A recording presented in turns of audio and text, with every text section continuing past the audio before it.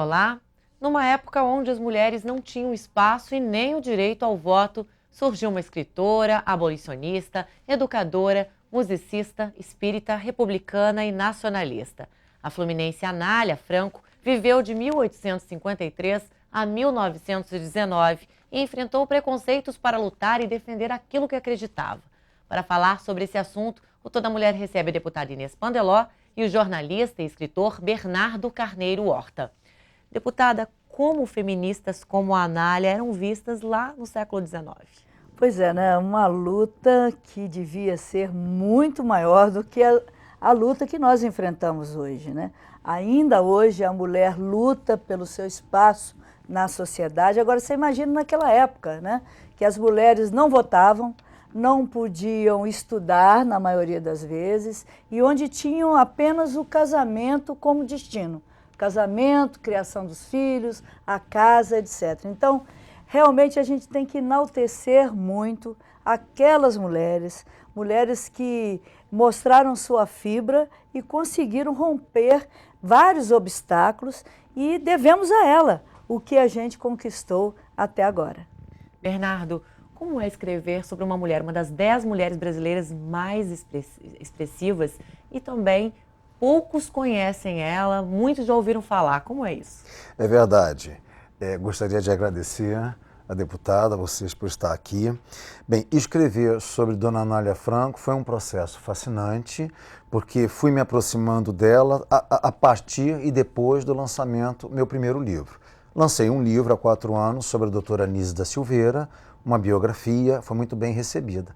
Após o lançamento, então, comecei a questionar a intelectuais, amigos, familiares, que outro biografado, assim tão interessante quanto a doutora Anísia, e sugeriram Dona Anália. Inicialmente, eu achei a temática de Anália Franco, né? Uma mulher nascida há 160 anos, morreu há cerca de 90 anos. Quando fui lendo os textos de Dona Anália, o que senti foi um texto muito atual, como se escrito há 5 ou 10 anos, uma inteligência diferenciada.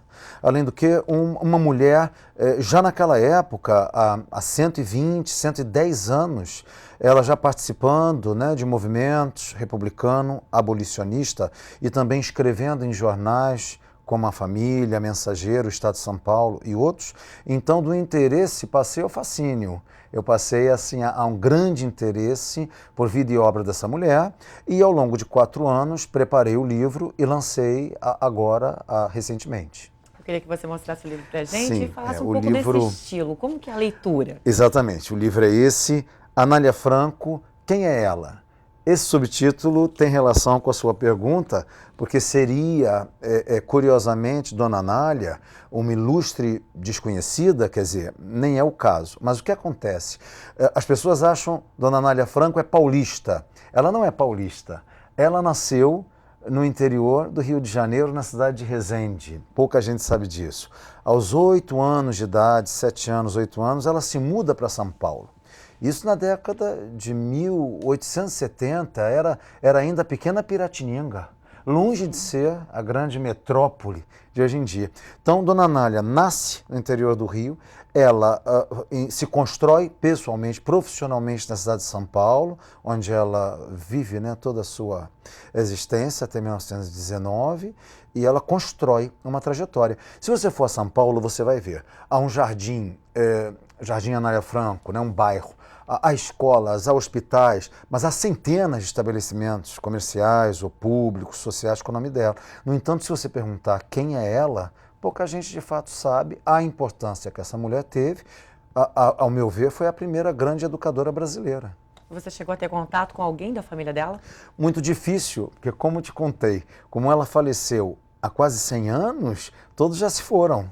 Compreende? Então, o trabalho não foi simples, porque sobre a doutora Anísia, eu tive a chance de ser aluno de doutora Anísia por 12 anos. Eu anotei frases, eu vi fatos, há muito material, eu fiz entrevistas. Já sobre Dona Anália, onde é que me agarrei para realizar esse trabalho.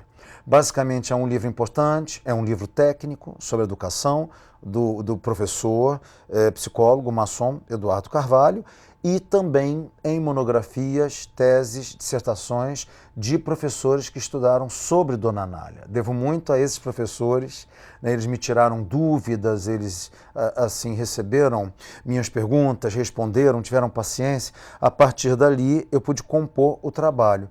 Qual o diferencial desse livro? Não é uma biografia, um texto acadêmico.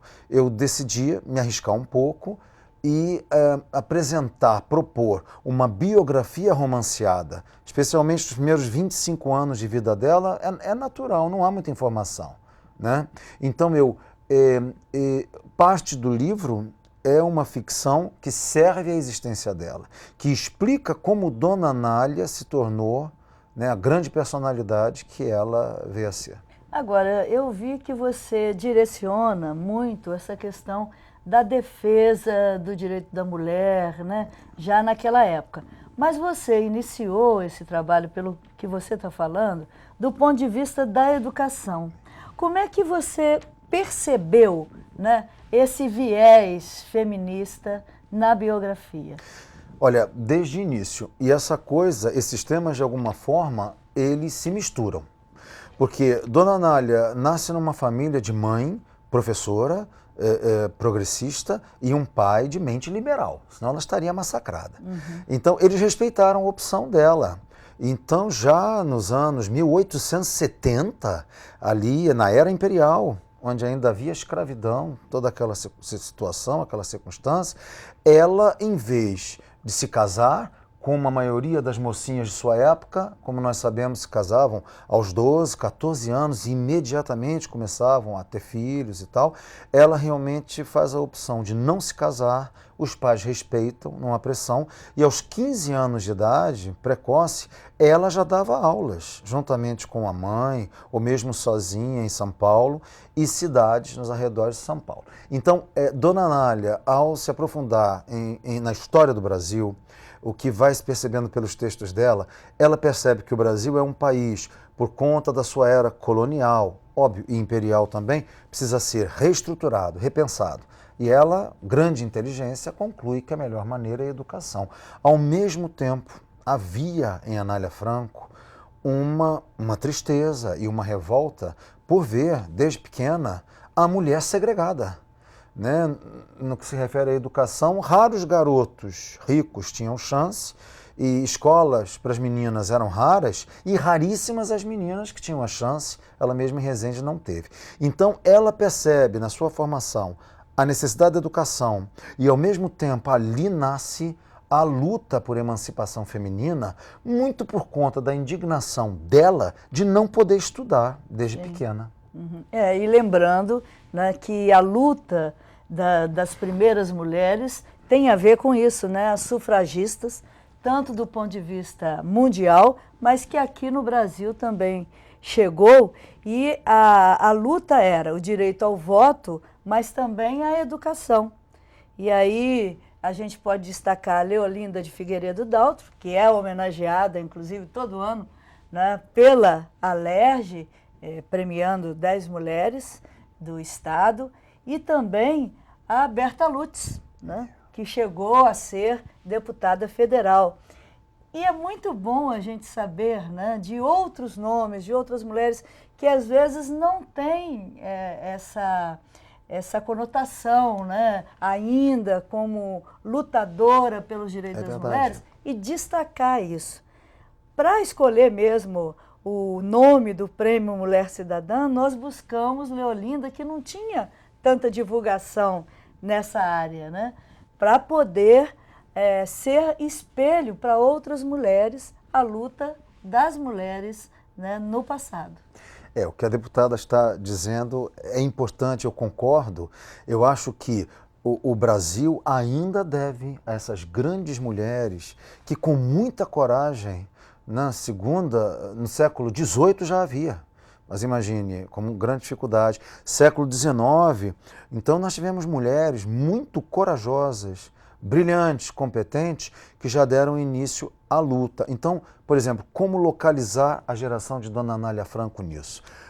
A grosso modo, pelo que li, nós podemos falar de algumas etapas da história do feminismo.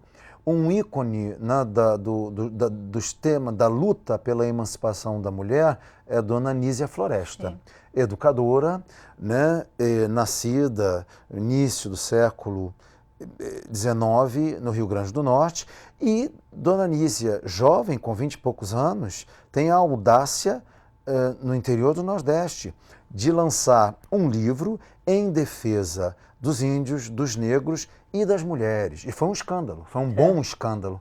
Ali nasce um dos primeiros ícones femininos brasileiros. A geração Dona Anália Franco, feminista, teve um papel fundamental. Isso já se dá na segunda metade do século XIX, podemos citar alguns nomes. Além de Dona Anália, especialmente Dona Josefina Álvares de Azevedo, irmã do poeta Álvares de Azevedo, e também Dona Prisciliana Duarte de Almeida, entre outras. Essas mulheres fizeram a diferença e deram partida na luta feminista à maneira delas, porque elas lançaram jornais e revistas. A Dona Josefina foi além. Isso mesmo na década de 1880, e ela já escreveu uma peça, O Voto Feminino, e ela encenou no Rio de Janeiro essa peça, sendo que o voto feminino só viria no Brasil... 1932, já que estamos falando de 800, né? Exatamente, e ela, 30 ou quase 40 anos antes, ela encenou uma peça. Então, e elas se relacionavam. A Josefina, ela lançou um jornal denominado A Família, durou 10 anos, então isso é 1888, onde a partir desse jornal, que começou em São Paulo, depois a série deslocou-se para o Rio, nesses 10 anos, Dona Josefina consegue aglutinar dezenas e dezenas de mulheres, mesmo não só no Rio de Janeiro, em outros estados, que colaboravam ao jornal. Foi assim que Dona Anália Franco entrou e se evidenciou nessa luta feminista. Depois vem o jornal A Mensageira, já é fundado por Dona Prisciliana em São Paulo. Finalmente, Dona Anália lança, 1898, a sua própria revista feminina, o Álbum das Meninas. Então, quer dizer, e essa revista Dona Anália conseguiu durar ainda mais que os outros impressos, porque na época era uma luta para sustentar isso, para pagar, e elas eram atacadas pela imprensa e mesmo agredidas verbalmente na rua, como acontecia com Dona Chiquinha Gonzaga aqui no Rio, que também está entre esse grupo de mulheres que lutaram pela emancipação. Eu queria até ler um texto aqui, vamos ver se sem óculos eu consigo, da Dona Anália Franco, que eu achei interessante. Fala assim: sim, queridas patrícias, que seriam as mulheres brasileiras, né? Vamos ler para aprender e ensinar. A falsa ideia de que a boa esposa, entre aspas, é aquela que, burra e ignorante, definha entre a cozinha e a servidão familiar, um dia há de ter fim. Há pouco tempo, ouvi um senhor culto afirmar que uma mulher já é bastante instruída quando lê corretamente suas orações e sabe escrever a receita da goiabada. Se souber mais do que isso, ela torna-se um perigo para o lar, afirmou ele seriamente. Não me contive e ri do disparate. Muitos homens ainda não se deram conta de que suas mulheres vão mergulhar nas letras e no conhecimento. Afinal, amigas, que livros devemos adquirir para educar nossos maridos? É muito bom, né? Muito bom. Nós vamos deixar para discutir esse texto no próximo bloco, porque agora nós vamos chamar o intervalo e já voltamos com Toda Mulher.